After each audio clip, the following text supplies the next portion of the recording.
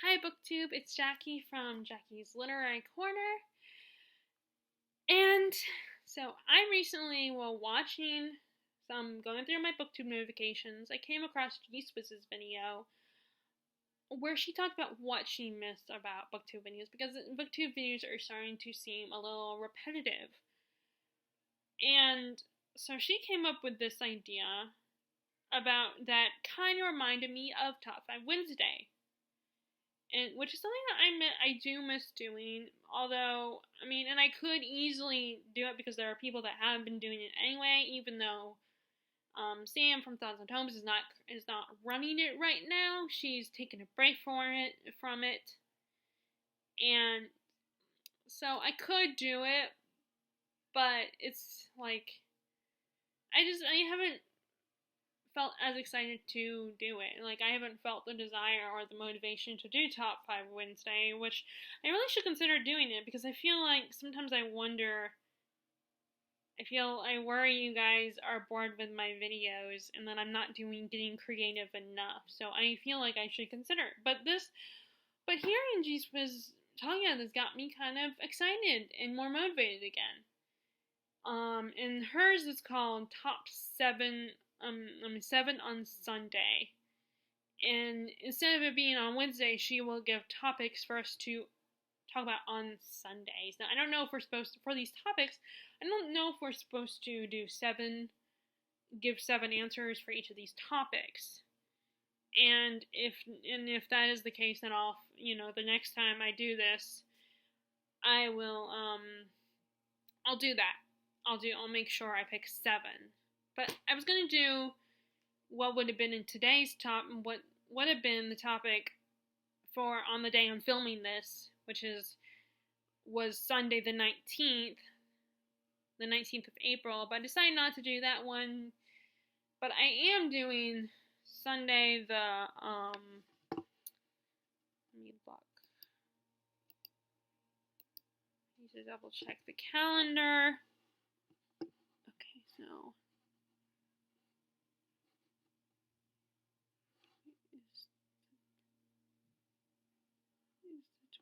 the 26th, which would have been the topic the 26th of April. So I decided to do that topic instead. And that is similar to the 19th topic, which was characters you wouldn't mind quarantining with in inspiration for our current global crisis.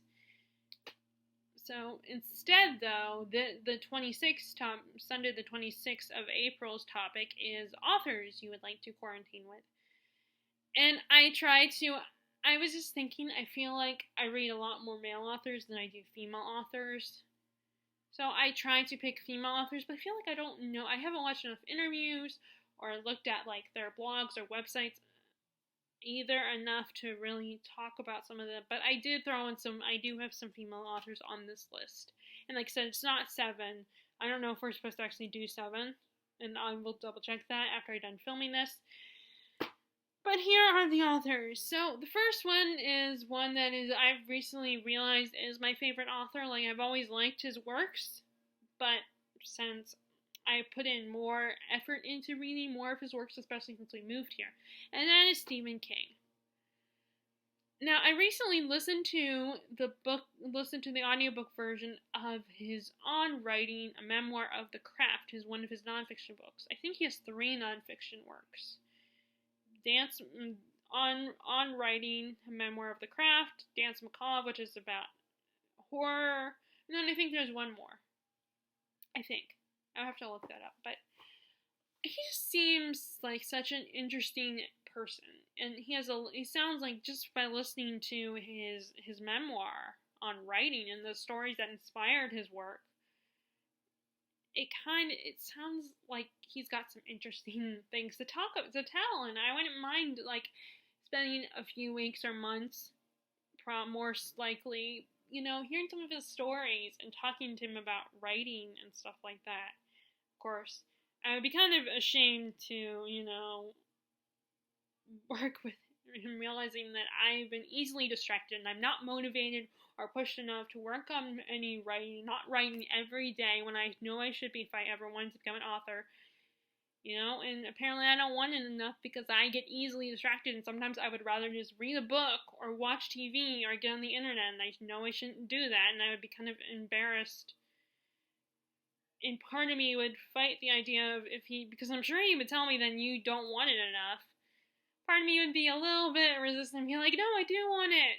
And, it's just like too many distractions, and that's a poor excuse on my part. But, I still love to hang out with him, even, seems like a fun, interesting, genuine guy with, like I said, a lot of great stories.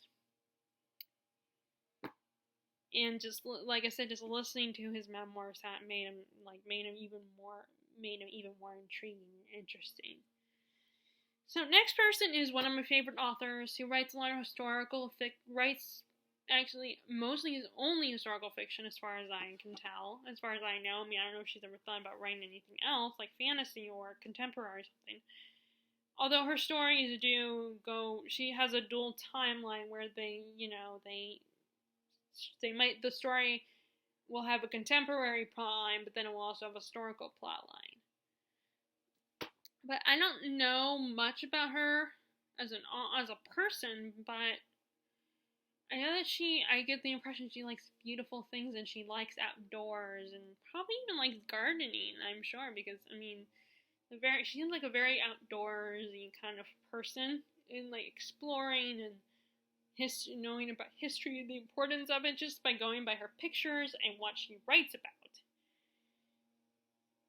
And I would love to, just get to know her more and get to know her better and see if my theory is correct about her. So next is Brandon Sanderson. So I've seen a little bit more interviews of him, and I saw his online class. I don't think it's a master class. I think it's just a lecture. Where he just talks about his, how to write fantasy and stuff, and his personality seems very likable and very fun and just a fun person to hang out with. And if I'm going to be stuck with someone for months on end for I don't know how long, I want someone that's going to be fun to hang out with, and they are going to have interest here and have an interesting conversation with them, and there's a little bit more laid back, and I think a lot of the authors, a lot of actors and authors that I like, a lot of times their personalities remind me a little bit of my dad, because he's a very intelligent man. Of course, I'm biased because he's my father. But he's very intelligent and knows a lot about the world, and he's worked hard. He grew up, poor, and is a military brat, and he knows a lot about life. He traveled a lot for his job, and he's a very funny guy and very easygoing and very patient too. He puts up with a lot of crap from me and my mom. And, I feel like a lot of the authors and actors that I like kind of remind me of some of those similar personality traits. Including the one so I feel like a lot of these people, especially a lot of the male authors I put on this list, remind me of him. So if I'm I would, being stuck with a person that reminds me of my dad would be great. Would be really interesting and fun. So next, yeah, Brandon Sanderson, and he's probably would be another great storyteller. And he would be his stories would be really detailed and really detailed and interesting. Next, I picked Naomi Novak. I just like her work. I've liked her novels. I love her Tamara series, Spinning Silver and Uprooted. I even know less about her than Kate Morden, but I put her on the list because I like her work, And I want to get to know her and find out if she's likable, if she's a person I would get along with in real life if I got the opportunity. Okay, next I went ahead and picked George R. R. Martin, the author of Song of Ice and Fire series, or most people know it as Game of Thrones. He reminds me a lot of Stephen King. in personality. In fact, I saw an interview between the two of them that was very interesting and very entertaining. They just remind me so much of each other, and maybe it's to do with the fact that they're kind of the same age range. They write different genres, but their books also sometimes have similar gritty, darker feel to them. They're not fluffy or whimsical. They're more real, closer to the real world, but with magic and other fantastical elements thrown in. And like Brandon Sanderson, Stephen King, I think he would be a great storyteller. And like I said, if I'm gonna be stuck with someone for months on end, I want someone who's entertaining and fun and, but also very intelligent. And I get that impression from him and the other two male authors I mentioned. Next is another one that I just throw in there because I like her work, and that's Marissa Meyer. Again, she seems like, I don't know a lot about her. I don't watch interviews or anything, which I really should change that. But for the same reason I picked Naomi Novik, I would love to get to know her and find if I like her as a person. And then last but not least, and actually I just thought about two more authors, is Dan Brown. I'm actually started listening to Origin by Dan Brown, which and he seems like just a very smart guy who knows a lot about religion and stuff. Religion and what's the other thing? Politics and science and all that stuff, and just it would be very interesting to have a conversation with him. And again, he's another author that kind of reminds me of my dad in personality. And just it'd be interesting to have discussions with him. And while listening to the book, because a lot of his books are about the same thing, like religion versus politics, I would be very interested to hear his actual personal beliefs on it. Although maybe he doesn't want to talk about his personal beliefs, especially someone who's a fan. But if we're stuck in quarantine together, then maybe he wouldn't mind opening up. But I think it would be very interesting to see what he thinks. Is he a religious person, or is he an atheist? Like, what does he believe about religion and politics? I wouldn't mind having a conversation with him about that. I would be very intrigued. And then the two authors I just thought about were Neil Gaiman. Seems like him. He seems like a very quirky, laid that kind of guy. Just his personality just seems very fun and stuff like that. Just the little bit I've seen of it so far in the way he writes. And then the other person I thought about is Robin Hobb.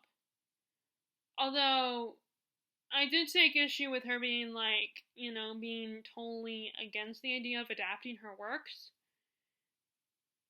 It's and just not wanting people to write I think she was the author who didn't like the idea of people writing fan fiction and would report it and stuff like that. And it's I mean, what's wrong with people exploring your work in that way? It's not going to harm anything. I mean, it's not going to get, E.L. James got lucky and got published. But most people who write fanfiction will not get that lucky. So it's so what if they want to write fanfiction? I mean, the only way you'll know about it is if you go searching for it. And obviously because she knows it exists, she went to go search for it. And now I think it was her. And that's my only issue, but it's why, I mean, it would be fun to see it. People want to see it, want to write about it or see it being adapted. I mean, I know adaptations a lot of times they're not always very good because there's limitations and things that TV shows have to change. Like Daniel Green himself did a video where he talked about, I think it was part of his video where he talked about Brandon Sanderson's thoughts on the Wheel of Time adaptation because he wrote the last handful of books. He finished out the series for Robert Jordan because sadly he passed away. And, he talked about adapting it into a TV show. And then he also talked about included, for example, he's adapting Mistborn and things he has to change. Because with Scream, you cannot follow exactly how the book is, especially if it's a big, long, chunky fantasy book.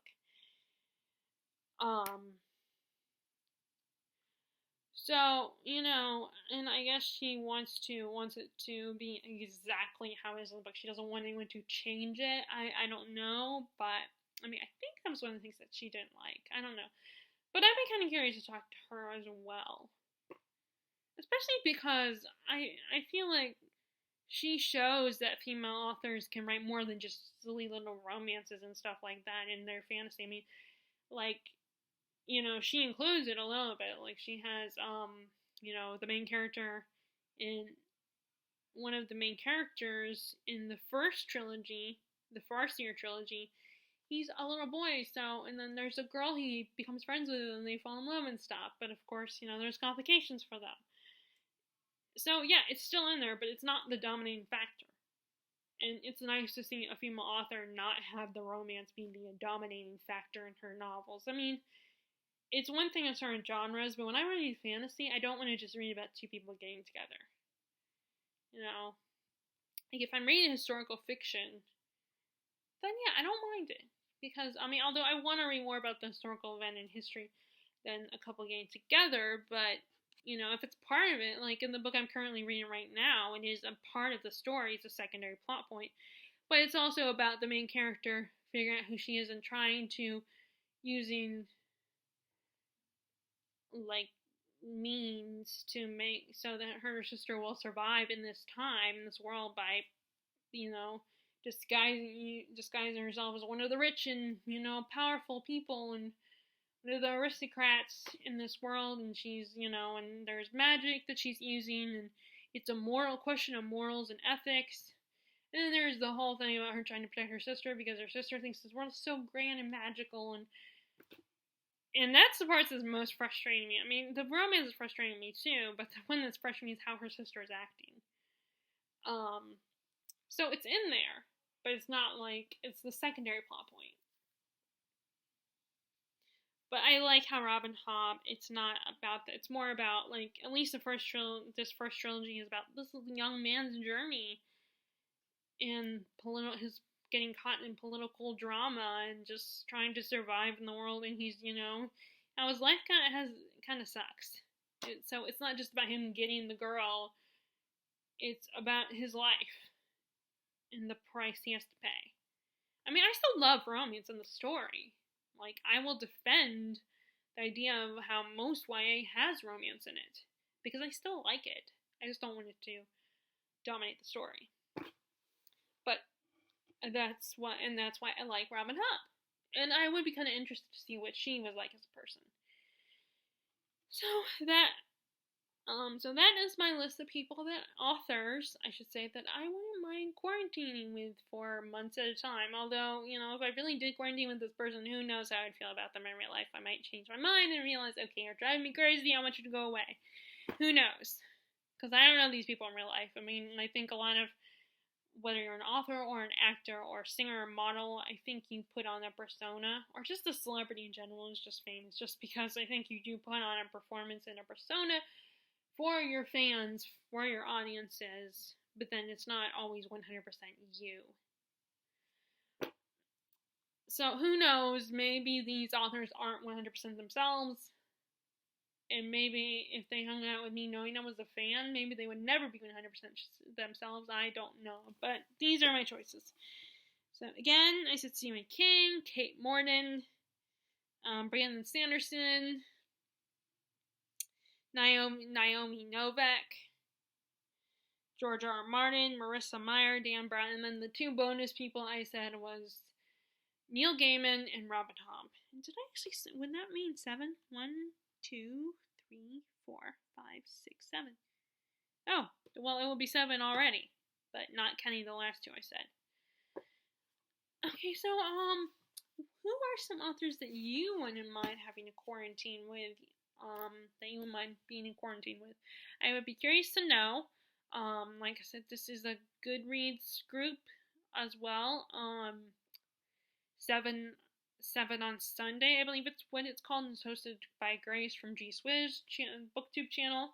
If you're interested in doing it and you haven't stumbled across it yet, if you guys like this video, be sure to give a thumbs up, click subscribe. If you haven't already, click the bell notification below to be notified when I post new videos.